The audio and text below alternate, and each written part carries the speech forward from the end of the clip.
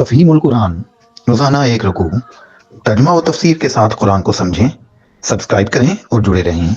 وَيَسْأَلُونَكَ عَنِ الرُّوحِ قُلِ الرُّوحُ مِنْ أَمْرِ رَبِّي وَمَا أُوتِيتُم مِّنَ الْعِلْمِ إِلَّا قَلِيلًا۔ یہ لوگ تم سے روح کے متعلق پوچھتے ہیں، کہو یہ روح میرے رب کے حکم سے آتی ہے، مگر تم لوگوں نے علم سے کم ہی بہرا پایا ہے۔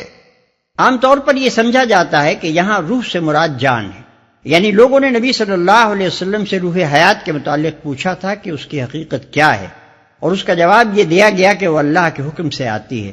لیکن ہمیں یہ معنی تسلیم کرنے میں سخت تامل ہے، اس لیے کہ یہ معنی صرف اس صورت میں لیے جا سکتے ہیں جبکہ سیاق و سباق کو نظر انداز کر دیا جائے اور سلسلہ کلام سے بالکل الگ کر کے اس آیت کو ایک منفرد جملے کی حیثیت سے لیا جائے۔ ورنہ اگر سلسلہ کلام میں رکھ کر دیکھا جائے تو روح کو جان کے معنی میں لینے سے عبارت میں سخت بے ربطی محسوس ہوتی ہے، اور اس امر کی کوئی معقول وجہ سمجھ میں نہیں آتی کہ جہاں پہلے 3 آیتوں میں قرآن کے نسخہ شفا ہونے اور منکرین قرآن کے ظالم اور کافر نعمت ہونے کا ذکر کیا گیا ہے، اور جہاں بعد کی آیتوں میں پھر قرآن کے کلام الہی ہونے پر استدلال کیا گیا ہے، وہاں آخر کس مناسبت سے یہ مضمون آ گیا کہ جانداروں میں جان خدا کے حکم سے آتی ہے؟ ربط عبارت کو نگاہ میں رکھ کر دیکھا جائے تو صاف محسوس ہوتا ہے کہ یہاں روح سے مراد وحی یا وحی لانے والا فرشتہ ہی ہو سکتا ہے۔ مشرکین کا سوال دراصل یہ تھا کہ یہ قرآن تم کہاں سے لاتے ہو؟ اس پر اللہ تعالیٰ فرماتا ہے، اے محمد صلی اللہ علیہ وسلم، تم سے یہ لوگ روح یعنی ماخذ قرآن یا ذریعہ حصول قرآن کے بارے میں دریافت کرتے ہیں۔ انہیں بتا دو کہ یہ روح میرے رب کے حکم سے آتی ہے، مگر تم لوگوں نے علم سے اتنا کم بہرا پایا ہے کہ تم انسانی ساخت کے کلام اور وحی ربانی کے ذریعے سے نازل ہونے والے کلام کا فرق نہیں سمجھتے، اور اس کلام پر یہ شبہ کرتے ہو کہ اسے کوئی انسان گھڑ رہا ہے۔ یہ تفسیر نہ صرف اس لحاظ سے قابل ترجیح ہے کہ تقریر ما سبق اور تقریر ما بعد کے ساتھ آیت کا ربط اسی تفسیر کا متقاضی ہے، بلکہ خود قرآن مجید میں بھی دوسرے مقامات پر یہ مضمون قریب انہی الفاظ میں بیان کیا گیا ہے۔ چنانچہ سورہ مومن میں ارشاد ہوا ہے، یلقی الروح من امرہ علی من یشاء من عبادہ لینذر یوم الطلاق، آیت 15۔ وہ اپنے حکم سے اپنے جس بندے پر چاہتا ہے روح نازل کرتا ہے تاکہ وہ لوگوں کے اکٹھے ہونے کے دن سے آگاہ کرے۔ اور سورہ شورى میں فرمایا، وَكَذَلِكَ أَوْحَيْنَا إِلَيْكَ رُوحًا مِّنْ أَمْرِنَا مَا كُنْتَ تَدْرِي مَا الْكِتَابُ وَلَا الْإِيمَانُ، آیت 52۔ یعنی اور اسی طرح ہم نے تیری طرف ایک روح اپنے حکم سے بھیجی، تو نہ جانتا تھا کہ کتاب کیا ہوتی ہے اور ایمان کیا ہے۔ سلف میں سے ابن عباس، قتادہ اور حسن بصری رحمہم اللہ نے بھی یہی تفسیر اختیار کی ہے۔ ابن جریر نے اس قول کو قتادہ کے حوالے سے ابن عباس رضی اللہ عنہ کی طرف منسوب کیا ہے، مگر یہ عجیب بات لکھی ہے کہ ابن عباس اس خیال کو چھپا کر بیان کرتے تھے، اور صاحب روح المعانی حسن اور قتادہ کا یہ قول نقل کرتے ہیں کہ روح سے مراد جبرائیل ہیں، اور سوال دراصل یہ تھا کہ وہ کیسے نازل ہوتے ہیں اور کس طرح نبی صلی اللہ علیہ وسلم کے قلب پر وحی کا القاء ہوتا ہے۔ وَلَئِن شِئْنَا لَنَذْهَبَنَّ بِالَّذِي أَوْحَيْنَا إِلَيْكَ ثُمَّ لَا تَجِدُ لَكَ بِهِ عَلَيْنَا وَكِيلًا إِلَّا رَحْمَةً مِّن رَّبِّكَ إِنَّ فَضْلَهُ كَانَ عَلَيْكَ كَبِيرًا۔ اور اے محمد، ہم چاہیں تو وہ سب کچھ تم سے چھین لیں جو ہم نے وحی کے ذریعے سے تم کو عطا کیا ہے، پھر تم ہمارے مقابلے میں کوئی حمایتی نہ پاؤ گے جو اسے واپس دلا سکے۔ یہ تو جو کچھ تمہیں ملا ہے تمہارے رب کی رحمت سے ملا ہے، حقیقت یہ ہے کہ اس کا فضل تم پر بہت بڑا ہے۔ خطاب بظاہر نبی صلی اللہ علیہ وسلم سے ہے، مگر مقصود دراصل کفار کو سنانا ہے جو قرآن کو نبی صلی اللہ علیہ وسلم کا اپنا گھڑا ہوا یا کسی انسان کا در پردہ سکھایا ہوا کلام کہتے تھے۔ ان سے کہا جا رہا ہے کہ یہ کلام پیغمبر نے نہیں گھڑا بلکہ ہم نے عطا کیا ہے، اور اگر ہم اسے چھین لیں تو نہ پیغمبر کی یہ طاقت ہے کہ وہ ایسا کلام تصنیف کر کے لا سکے، اور نہ کوئی دوسری طاقت ایسی ہے جو اس کو ایسی معجزانہ کتاب پیش کرنے کے قابل بنا سکے۔ قل لئن اجتمعت الإنس والجن على أن يأتوا بمثل هذا القرآن لا يأتون بمثله ولو كان بعضهم لبعض ظهيرا۔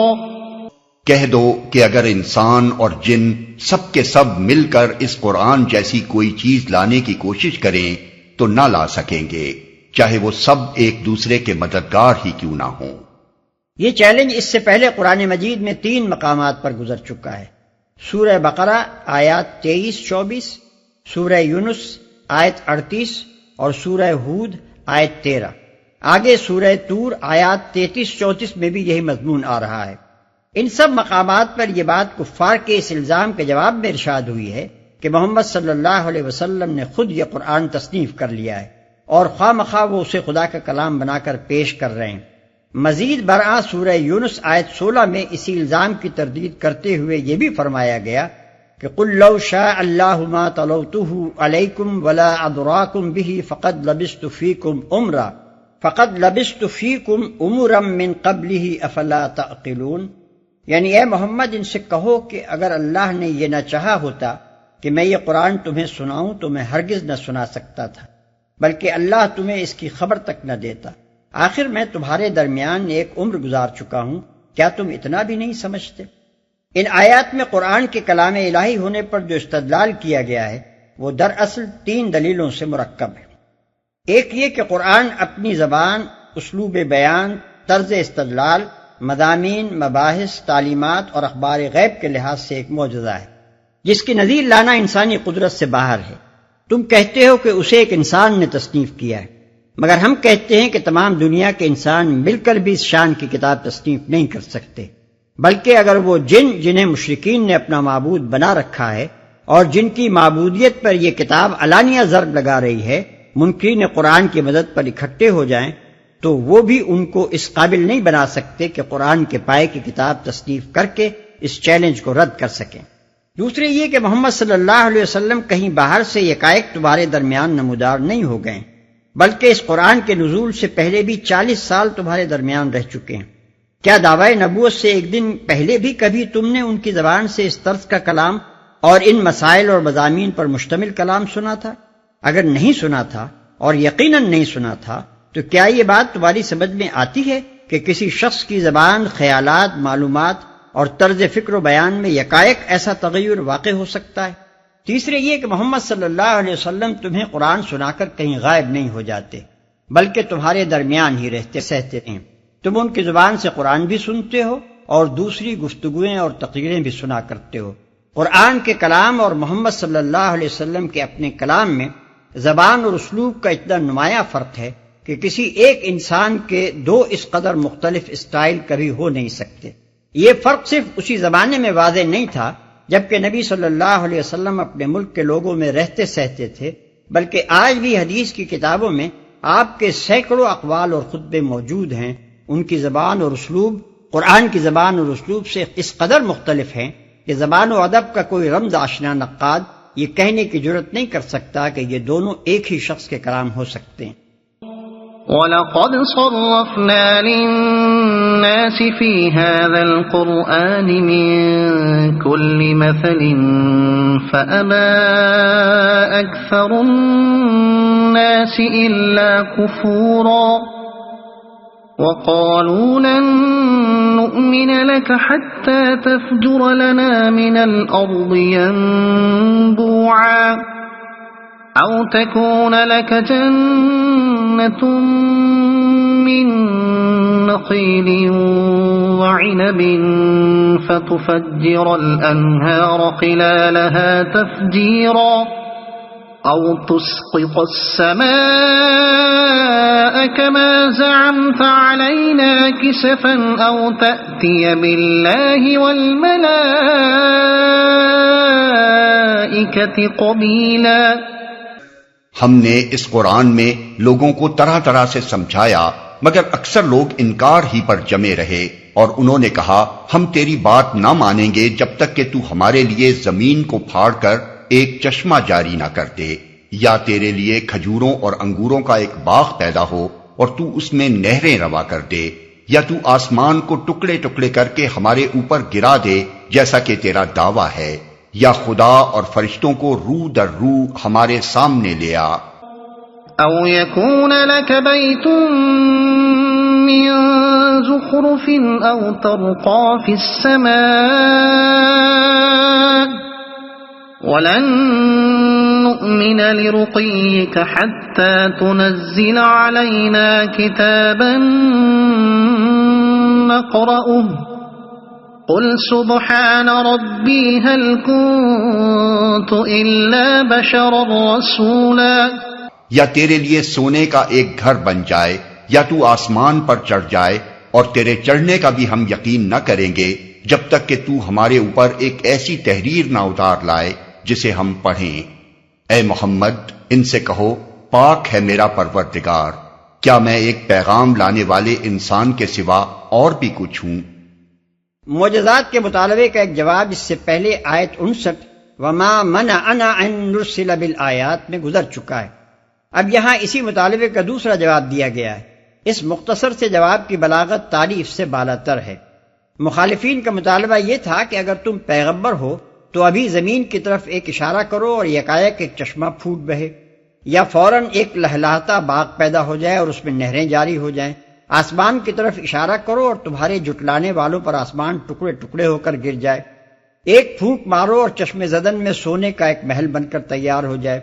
ایک آواز دو اور ہمارے سامنے خدا اور اس کے فرشتے فوراً آ کھڑے ہوں اور وہ شہادت دیں کہ ہم ہی نے محمد صلی اللہ علیہ وسلم کو پیغمبر بنا کر بھیجا ہے۔ ہماری آنکھوں کے سامنے آسمان پر چڑھ کر جاؤ اور اللہ میاں سے ایک خط ہمارے نام لکھوا لاؤ جسے ہم ہاتھ سے چھوئیں اور آنکھوں سے پڑھیں۔ ان لمبے چوڑے مطالبوں کا بس یہ جواب دے کر چھوڑ دیا گیا کہ ان سے کہو پاک ہے میرا پروردگار، کیا میں ایک پیغام لانے والے انسان کے سوا اور بھی کچھ ہوں؟ یعنی بے وقوفو، کیا میں نے خدا ہونے کا دعویٰ کیا تھا کہ تم یہ مطالبے مجھ سے کرنے لگے؟ میں نے تم سے کب کہا تھا کہ میں قادر مطلق ہوں؟ میں نے کب کہا تھا کہ زمین و آسمان پر میری حکومت چل رہی ہے؟ میرا دعویٰ تو اول روز سے یہی تھا کہ میں خدا کی طرف سے پیغام لانے والا ایک انسان ہوں۔